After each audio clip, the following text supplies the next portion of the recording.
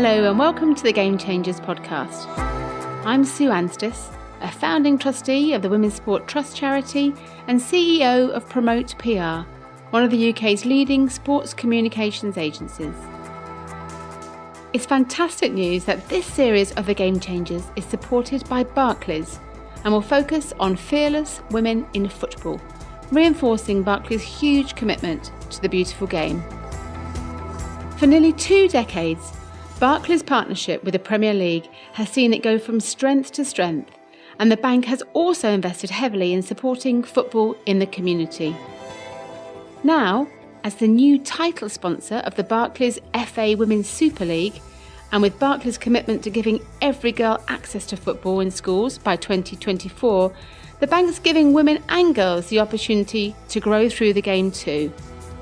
As you'll hear from my next guest, ensuring women and girls around the world have access to football has been a huge part of her life.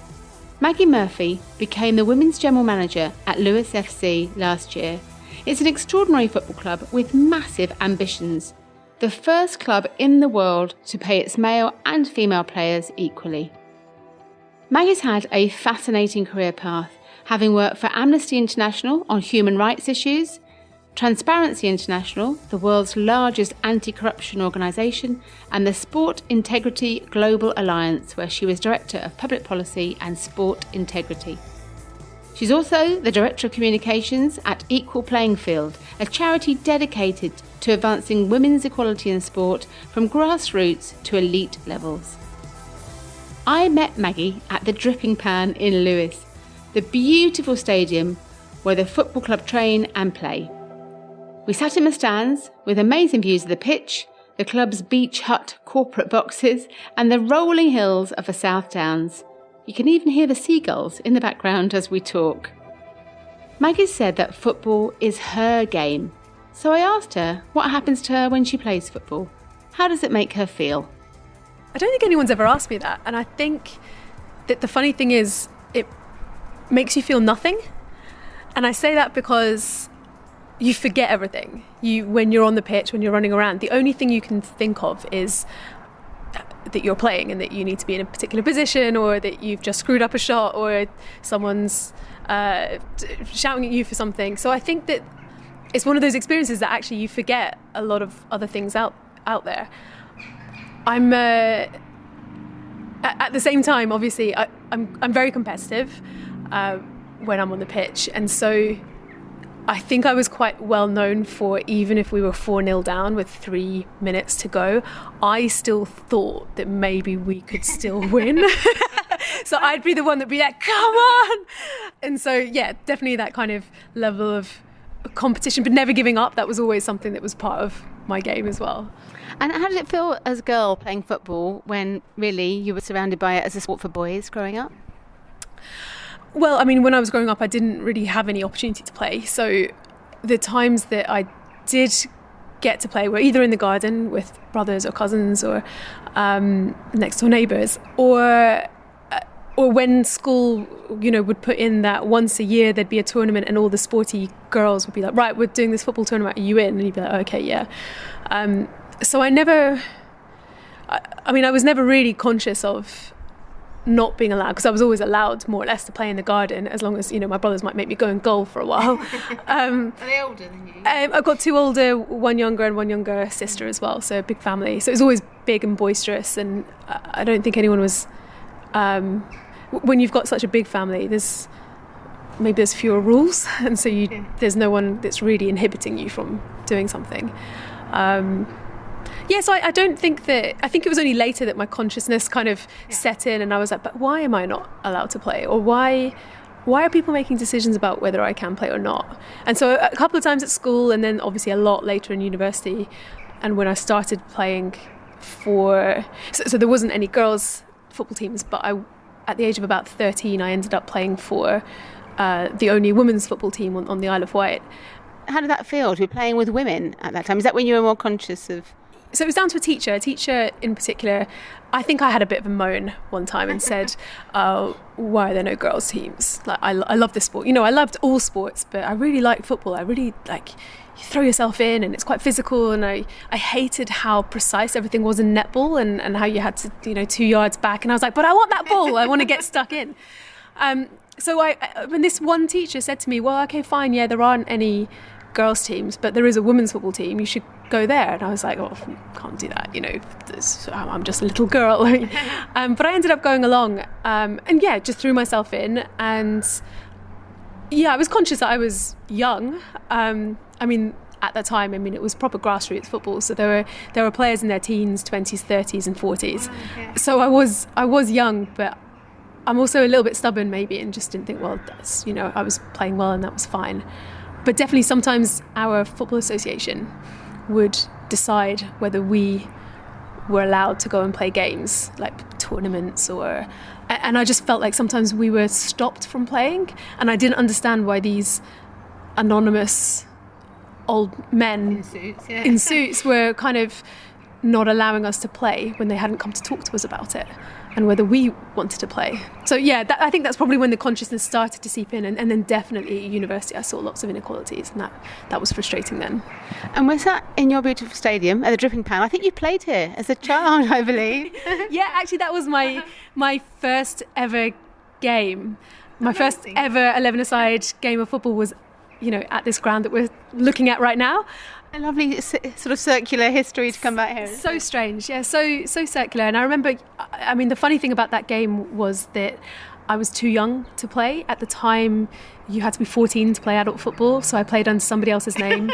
And then I scored 3 goals. I scored 2 up there and 1 in there. And I still remember it. Back in that time, this stand didn't exist. The stand that we're sitting in at the moment wasn't here. It was a long wooden shed. So I have these memories imprinted. And when I came here for the first time, as an adult, I said to somebody, this looks different. Was there a long wooden green shed? No. Yes, yeah, exactly.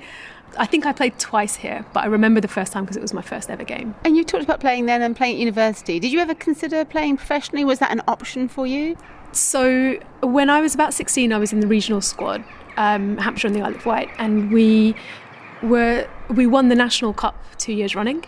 And at the time, our coaches, who were fantastic, one of the particular women, Julie Way, she said, there's like this opportunity for getting a scholarship to go to the US. And I remember saying to her, oh no, you don't understand, like I'm academic, like that's not, sport is like for other people.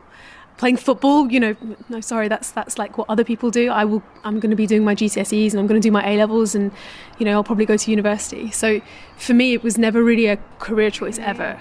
And also I was quite happy with it being a separate thing. I always had a curiosity about other things, and for me, football was this brilliant thing that I did at the weekends.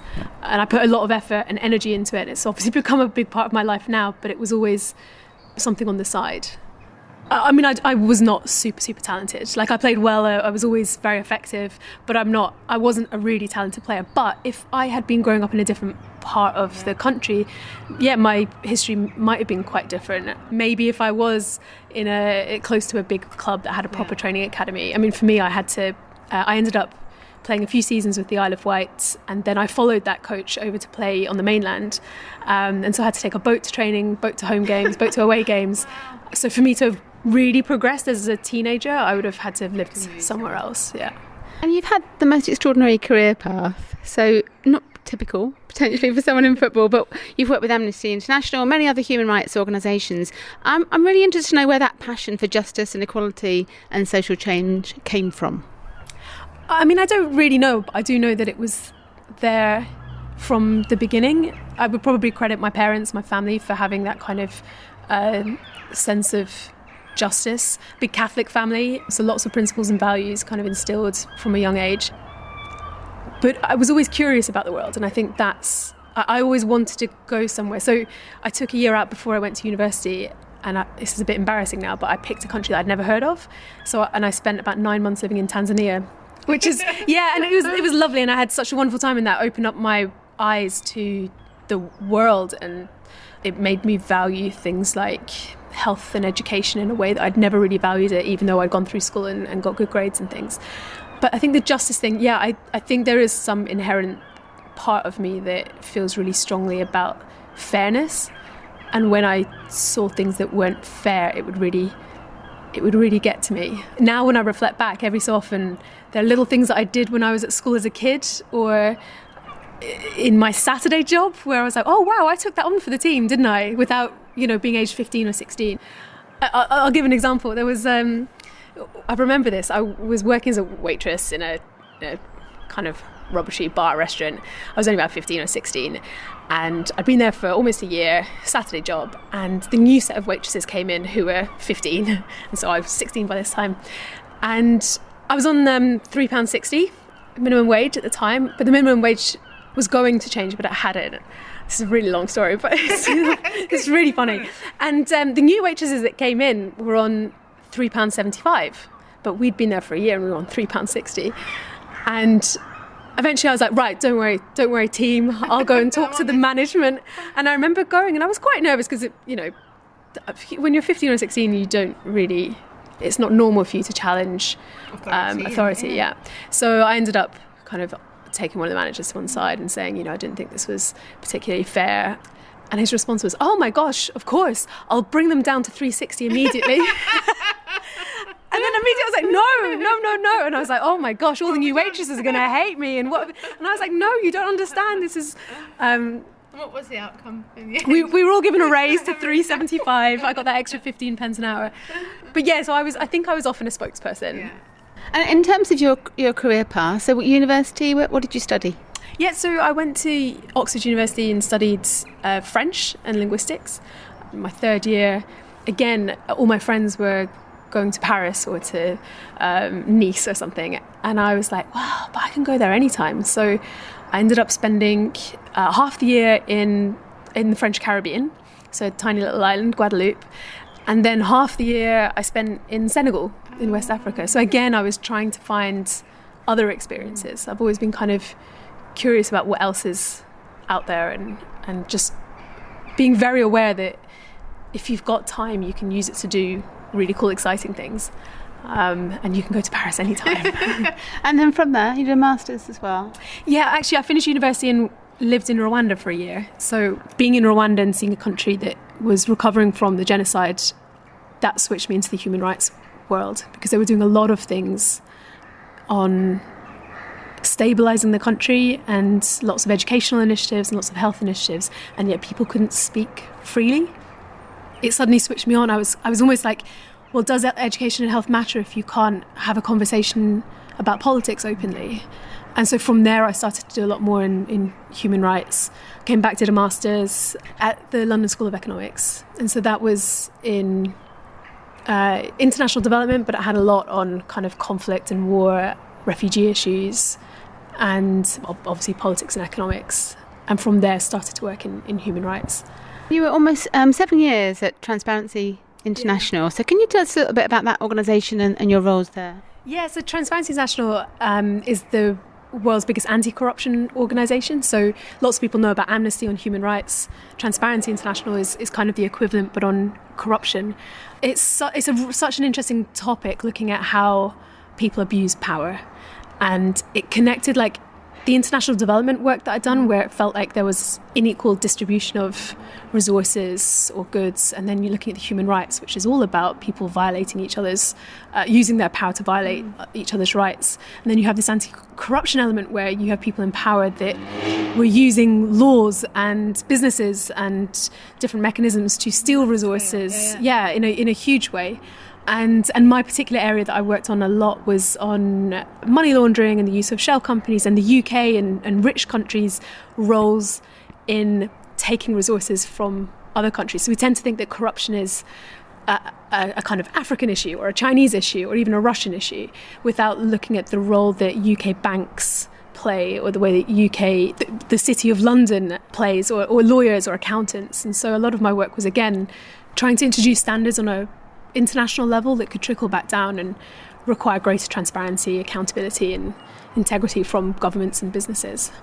And then you sort of moved into the sports field in terms of, you were head of public policy at Sport Integrity Global Alliance. I think that's the right name, isn't it? Were there any issues, I guess big issues around sport and integrity that were a surprise to you at the time? So I think for me a watershed moment was, and this is the start of my journey into football, I think. So I was working at Transparency International when the FIFA scandal hit in 2015, and it wasn't a surprise to me, partly because I was doing lots of work on money laundering and corruption, and I could see how an organisation that had removed itself from other accountability measures could become embroiled in corruption scandals. But I also wasn't surprised because I had already come across lots of women playing football internationally, because I'd moved around so much, who had first-hand accounts of corruption. One particular woman that I met, her story will always stick in my mind. It sounds quite minor, but I think it was quite big for me. She was in Lebanon, and her team had won the league or won the cup, and they were in the changing room after the game, and their team was celebrating because they didn't have that much money, and so like, what are we going to do with this cash? You know, they'd literally been given cash, like we can spend it on a new kit, or we can do this, or we can do that. And then a man walked in from their football association, took the envelope of cash and said, I'll look after this for you, and just walked out. And of course they never saw the money again. When I heard this story, I was so angry. Like, how dare that guy do that? Like, what motivated, what allowed him to think that he could walk into that room with all those women and just take the thing that they had rightfully won on their own terms? And so those kinds of stories I was hearing a lot. And when the FIFA corruption scandal hit, everything was just so much clearer to me. By that time, you know, I'd played competitively for, you know, about 20 years or so, but everything was so difficult. Everything, from the lack of opportunity. So for me, living on the Isle of Wight and no girls' teams, to having people make decisions about whether I was allowed to play in a tournament or not, to whether I was wearing a kit that fitted me or not. You know, all those decisions, and like, where does the resources come from? Where did the money come from? Why is there no investment in girls' football? Why is there no investment? All these decisions were being made by men that all looked the same and sounded the same and didn't really care at all about me. So I think for me, the FIFA corruption scandal was really big, and I thought there's some really serious injustice here. I guess the FIFA corruption scandal for me was my personal life and my professional life smashed together. Yeah, absolutely. And in 2017, you helped establish Equal Playing Field. Yeah. So can you tell us a little bit of the story behind the charity and setting it up? Yeah, so at about this time, I realised that I was getting quite angry. And so, you know, my work was very international, flying around a lot, and I'm very deeply committed to the issues. But I couldn't get rid of this niggling feeling about why it was so unfair. The lack of investment, the lack of opportunity, the lack of respect for women in sports, and particularly football. And I suddenly realised that I wasn't the only one that was angry.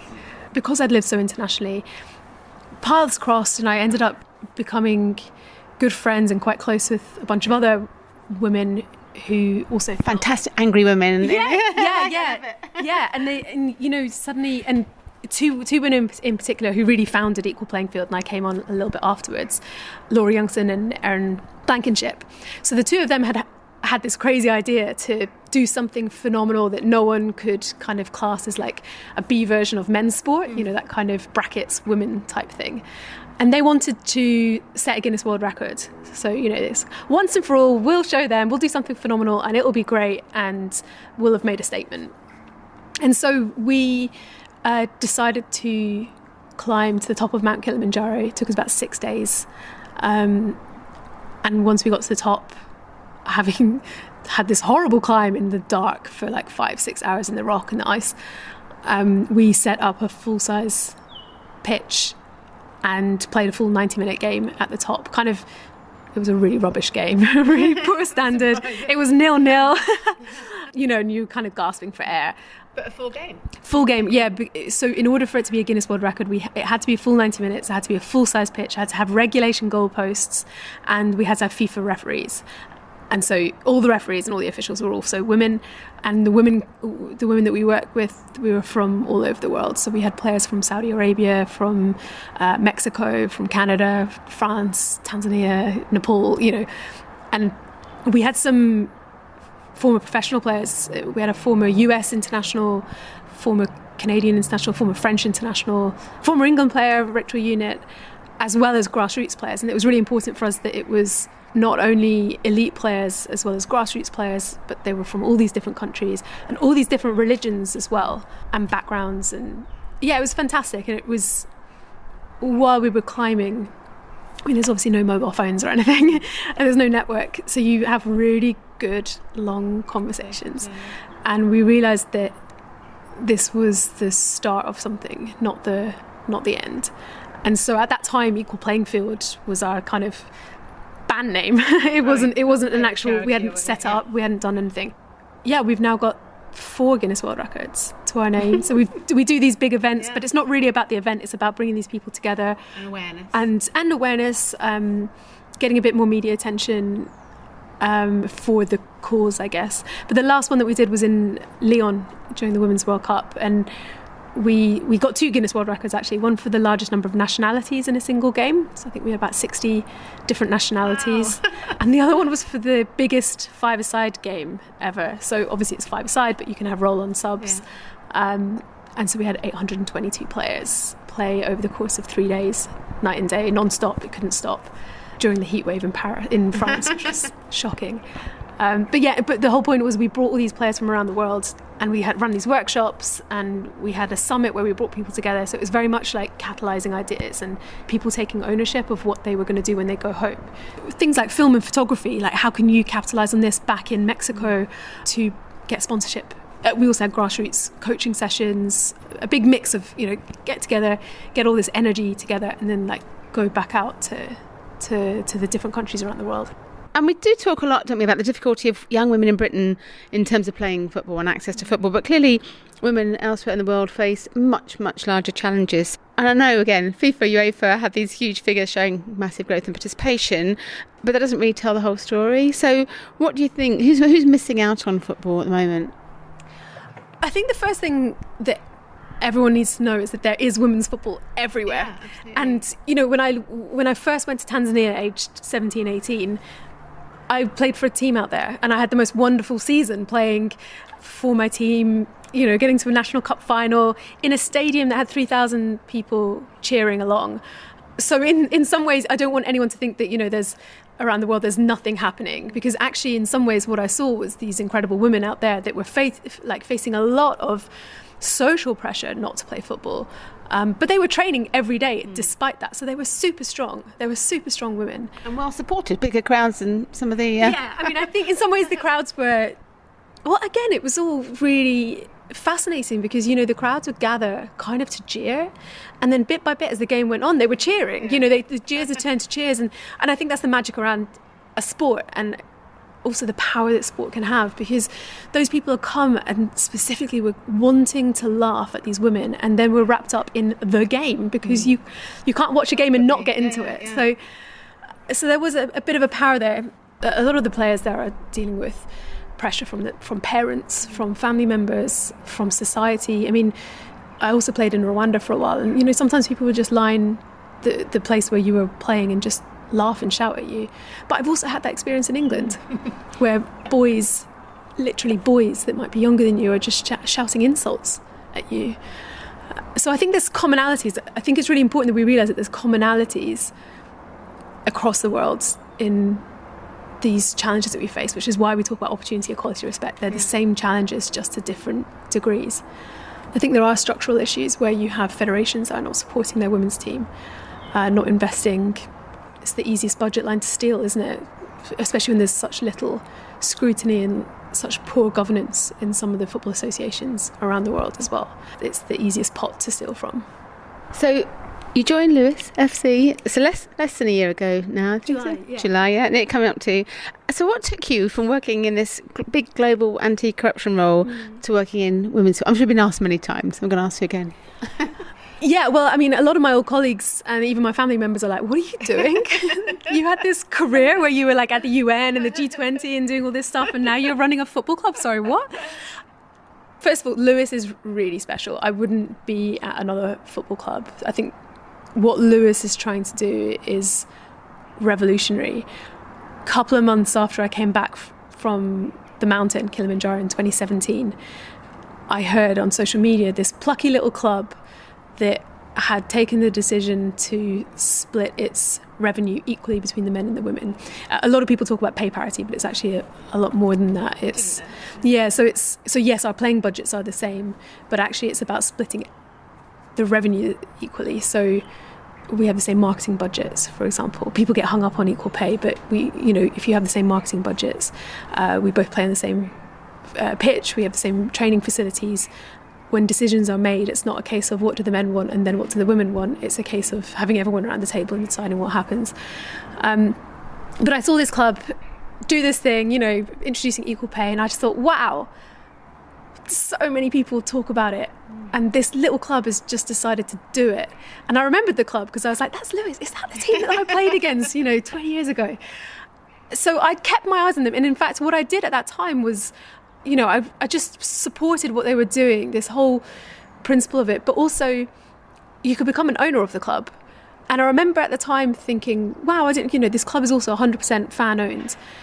And so immediately I clicked and just became an owner in 2017. And I remember thinking to myself, I'll probably never go down.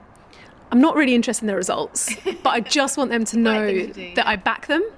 And I can do that by paying £40 a year. Brilliant. Okay, fine. It's one of those things where sometimes, you give to charity or you do something because you can't do much else, but you can know that you can do that. And so that's how I felt at the time. I mean, I honestly never, ever thought that I'd ever end up working here.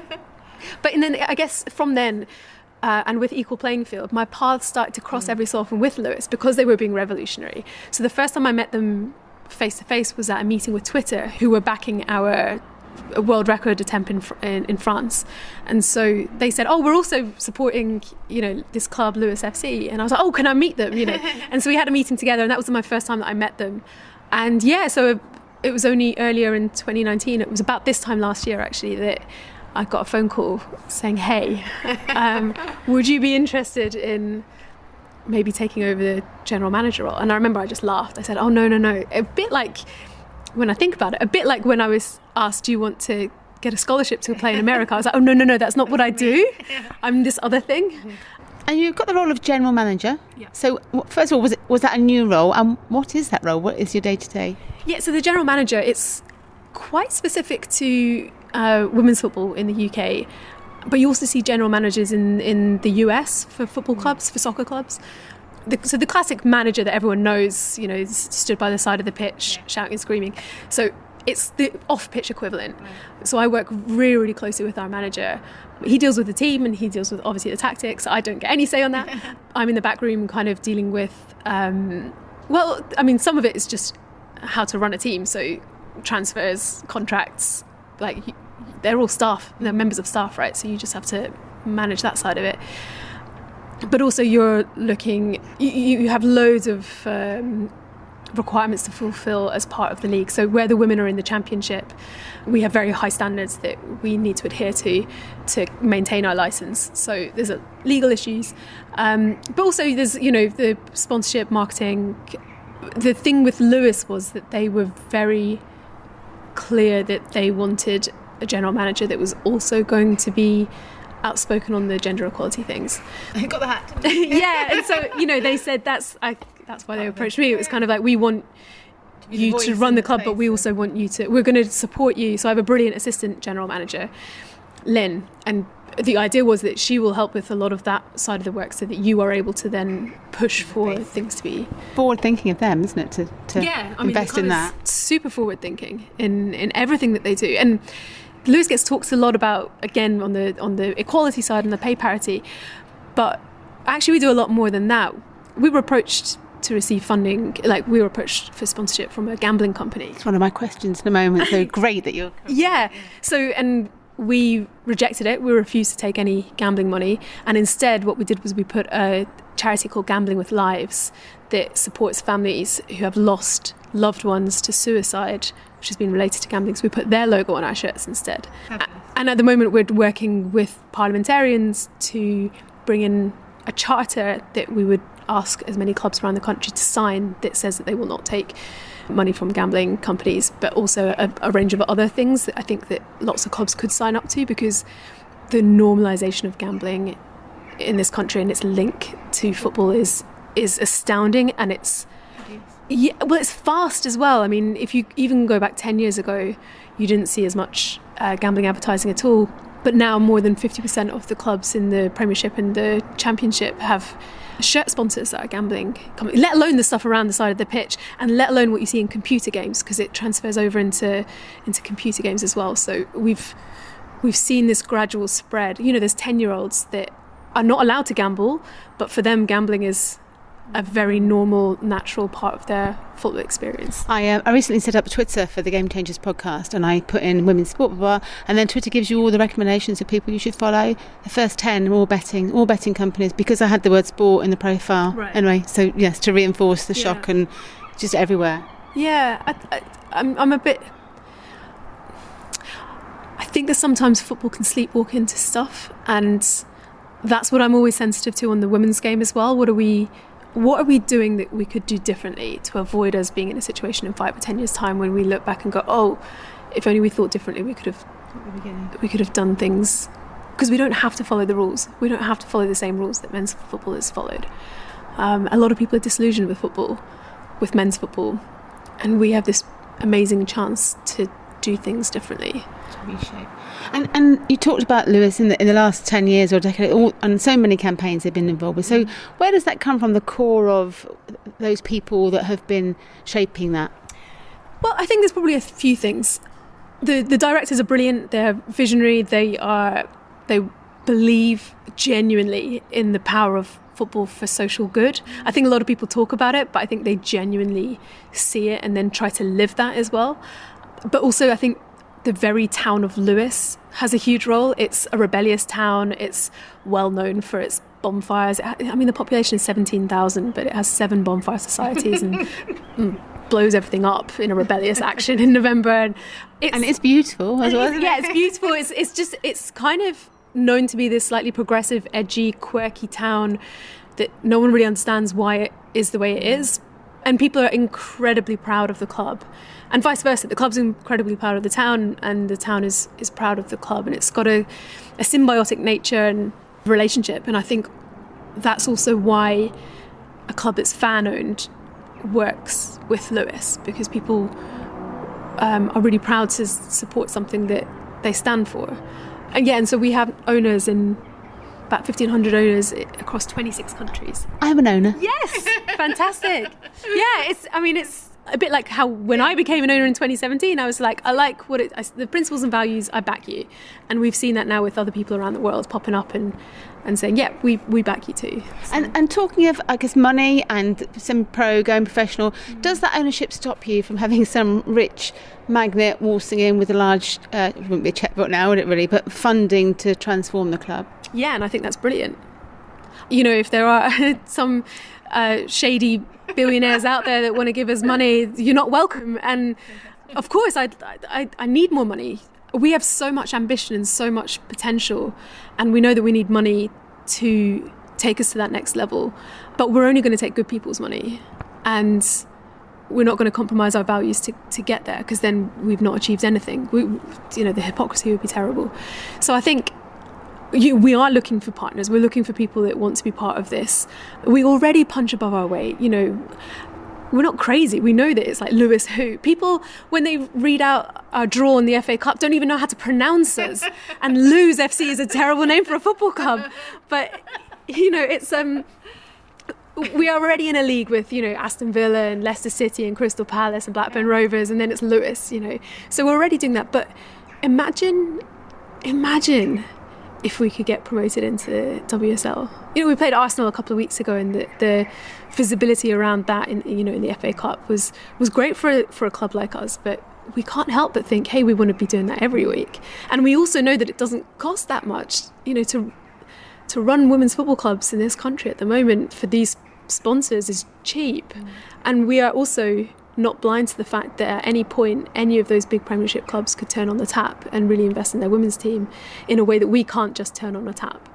So yeah, we're holding ourselves back. We won't take any dirty or compromised money, and we won't be able to turn on a magic tap. So we just have to do it differently. The right people. So in the show notes, I'll put details of where other people can become owners too, and I guess then keep spreading the word in terms of sponsors and partners for the future too. And do you feel, obviously, the profile of the club and all you're doing, has that brought more pressure this season to perform because there is, you raise profile and there's more of a spotlight on you? Yeah, definitely. We have the opportunity to prove the concept of equality. So we're already, like I say, we're already punching above our weight, but if we're really able to perform on the pitch, win the league, or have a great cup run, then we get to show people that when you invest equally into your women, amazing things can happen. I think that for me personally, I feel a lot of pressure, like I really want this to work, and I'm also aware that some people would like us to fail. That's great. I mean, that's fine. Some people would like us to fail. I was very aware of that when we went into the game against Arsenal a few weeks ago, because we'd been very vocal on calling out the disparity in prize money for the FA Cup. And I'm also very well aware of the fact that Arsenal are a brilliant football team and could beat us 8-9-10-0. So I was doing interviews before the game and thinking to myself, we're putting ourselves out there. And I was telling myself, be brave, Maggie. Don't be compromised just because you might lose badly. And I was so proud of the team and of our fans, who are really vocal, and on TV all you can hear are the Lewes fans. And I was so proud of them, and I was really proud that we'd done ourselves proud. There's lots of pride in there, isn't there? It's just they did such a great job, and I was a little bit aware of the fact that would keep off some of the trolls for a little bit longer. I was going to move on to this. So your campaign for equal prize money across the FA Cup has generated the most incredible coverage. So can you tell us a little bit about why you feel that's necessary? Yeah, I mean, for me it's obvious. For others it isn't. So it seems more obvious. The more I read, and whether it's your post or that you've shared, it's like it does feel like it's so... Yeah, so I think that people are happy with the idea that men should win more money than women. I'm not happy with that, but I can understand that lots of people will come in with all their arguments as to why that should remain the case. I think though that they weren't quite aware of just how big the gap was until we started talking about it. When we went into our fourth round FA Cup game, if I remember correctly, we won £2,000. But if we were male, we would have won £180,000. Now, I told you, I can win the league with £180,000. I can improve our facilities and our infrastructure. I can provide even better coaching to 100 of our girls in our pathway if you give me £180,000 for a single game. But I've got £2,000, so okay, fine.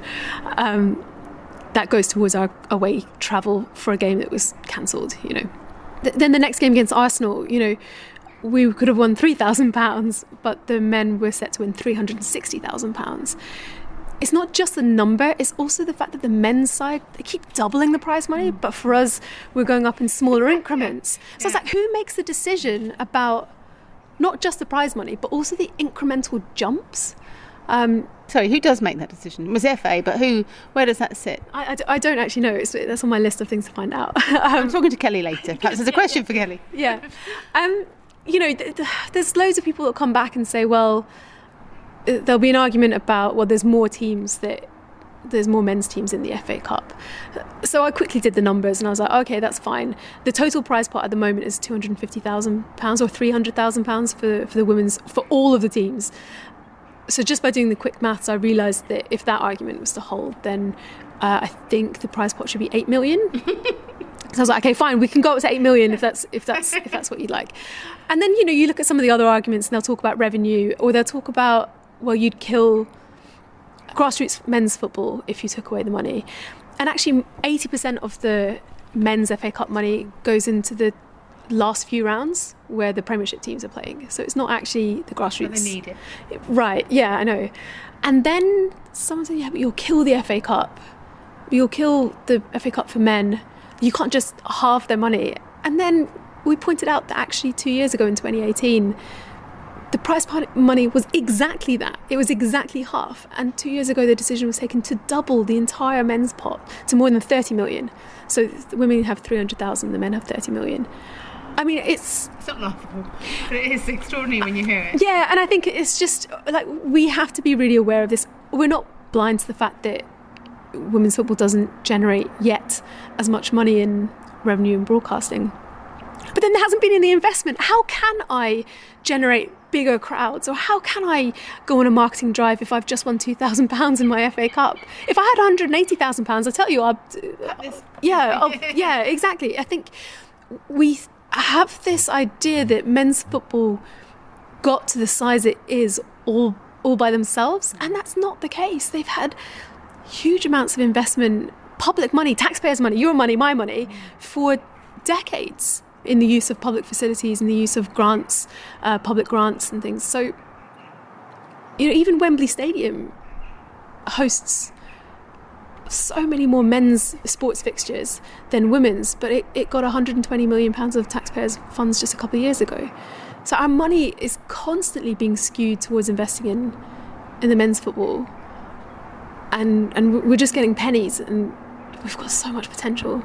And what did you hope to achieve with the campaign this year? And having met you, I don't feel you're done yet. So I guess what's the plan for, how do you build upon this year's awareness?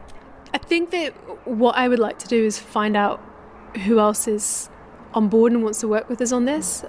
We got a lot of support from different clubs who were wanting to kind of figure out what they could do to help. I don't really know what the answer is. But I think it's something that has to be addressed quite soon, because the numbers just can't stay the way that they are.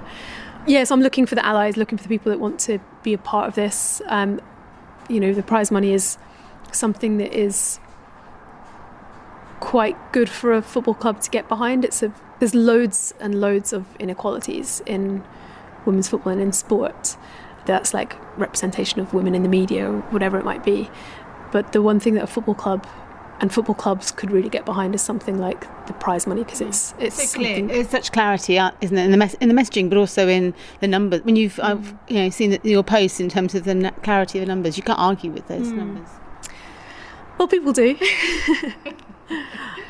But yeah, I think we just need to shift somehow. I think that what I would like is, if we agree that the current divide, which is it's less than 1% of what the men earn. If we agree that isn't good, but if we also agree that we're not quite ready for equal prize money, which Lewes would say, well, we'd step out of that. But when should the prize pot be equalled? I'd be willing to have that conversation and say, okay, well, it's going to be 2040. Okay, well, what do we do in order to get us there in 2040? But at the moment, there's nothing. It's just that's just the way it is. I think that no one can think that the current status quo is okay. Trying to find the markers, trying to figure out how do we get to the equal prize money. Excellent. Watch this space. Yeah. So we've obviously seen the rise in athlete activists and the likes of Megan Rapinoe in the States. Are you a fan of her and all she's done for the game so far? Yeah, I think she's wonderful, wonderfully inspiring on the pitch, off the pitch. She is an individual. She's taken such an intersectional lens as well. So, she is a white woman that took a knee in solidarity with Colin Kaepernick. Yeah. She calls out racism, homophobia. She's taking a stance on so many issues. She is so brave. But also, I'm really impressed with the knowledge and the wisdom that the other players on the US women's national team display. I don't like them. I wanted England to beat them in the World Cup, but you have to admire their staunchness, and it takes bravery. And would you like to see more of the England women's team taking a stand and being more vocal about inequality in sport? Yeah, of course I would. You see some players, not necessarily in the England team, but you do see some players that are starting to speak up and be quite vocal. I also don't blame them if they don't, because they're in a very difficult position. Even for me, I'm so far away from being a professional player, but I only became really active once I'd kind of stopped playing competitively, because then you can look back and go, okay, those were all those things. That was actually systematic. Because when you're in it, it's just things that are popping up that you're like, oh, that's strange. But you're trying to get into the first team. You're trying selection, and you're just trying to, and then you're trying to get selected for England, and then you're trying to keep your position, and then you want to be a troublemaker. Exactly, you're in a really difficult position. So I don't blame them at all, and I bet you that a whole bunch of them will be much more outspoken once they've retired, which is totally natural. And finally, with your years of experience, what advice would you give to young aspiring female leaders perhaps coming into football or into women's sport generally? Or into sport generally, I should say. Something that I think is really important is for young women to know themselves, know what they stand for, know what they like, know what they don't like, and be comfortable with their own decisions. I feel like when you're a teenager or a young woman, you're often being shepherded towards being the same, like liking the same things that your friends like, finding yourself in situations that you feel like you should be there to please someone or to please something. Yeah, and I think that the quickest that we can kind of get rid of that and have people that are comfortable with what they like, what they don't like, who they are, the more that they will be able to identify their principles and values. And once you know what your principles and values are, you just have a code to operate by. And you see that with individuals, but you also see that with a club like Lewes. So for Lewes, when that betting company came in, it was easy. It was like, well, here's our principles and values. No, we don't want the money. If you're not clear on what your principles and values are, then you're going to spend a long time prevaricating over whether you take the money or not. And so I think once you're quite clear with yourself, then it's just easier to take decisions. I think, the last thing is just being brave. I think I've had this instinct, which has always been to say yes to things that will take me out of my comfort zone. And I think that that's crucial. So I've said this to some teenage girls as well, as like, when an opportunity comes up and your instinct to say no, say yes, and then figure out later how to do this thing that you've agreed and you've signed up for. Because I think you just push yourself. How inspiring is Maggie, and what's not to love about all that Lewes FC are doing to drive social change in society? As I mentioned in the podcast, anyone can become an owner of a club. I've put more details of how you can do this in the show notes, so why not join me and Maggie supporting Lewes FC in all it's doing to change the world? If you're enjoying the Game Changers, it would be brilliant if you could take a moment to review and rate the podcast. These ratings make a massive difference to how the podcast is ranked on iTunes and other platforms, and impact how likely other people are to see them promoted. It also makes me incredibly happy to hear that people are enjoying them.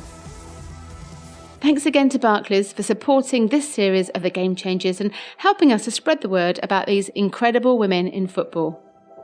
You can find out more about all my guests from the previous series at www.promotepr.com/gamechangers. And also thanks to Sam Walker from What Goes On Media, who's been my hugely supportive, fabulous executive producer for the Game Changers podcasts. Next week, I'll be talking to women's football trailblazer Kelly Simmons MBE. Kelly took up the new role of Director of the Women's Professional Game at the FA in September 2018 to help deliver and transform professional women's football in England.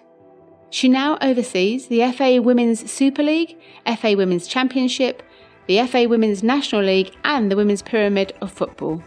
Well, we've got some big ambitions with the clubs about what we think we can achieve with the Women's Super League and the Women's Championship and really build professional women's football, and I am convinced that we can make it sustainable over the next 5-7 years, and that would be something that I don't think any women's team sport, maybe outside of basketball in America, has achieved, and that would be phenomenal. The Game Changers. Fearless women in football.